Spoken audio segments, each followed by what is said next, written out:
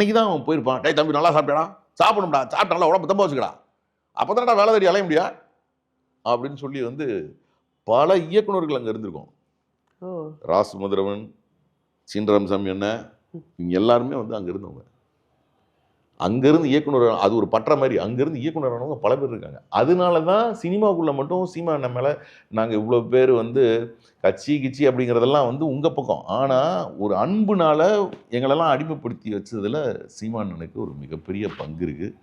அந்த நன்றியை வந்து சினிமாவில் அவர் வீட்டில் வாழ்ந்த பல பேர் வந்து சத்தியமாக மறக்க மாட்டாங்க.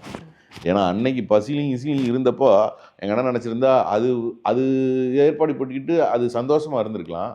அப்பயும் எங்களோட சேர்ந்து ஏதோ ஒரு கஷ்டத்தை அனுபவிச்சுக்கிட்டு எங்களோட தான் படுக்கும், எங்களோட தான் தூங்கும். ஆனால் வந்து டெய்லி போய் யாரையாவது வந்து அவங்கள வந்து ஒரு வேலை பார்த்து அங்கேருந்து டிஸ்கஷன் போகும், அங்கேருந்து பணத்தை வாங்கிட்டு வரோம், அங்கே வாங்கிட்டு வந்து எங்களுக்கு தான் சாப்பாடு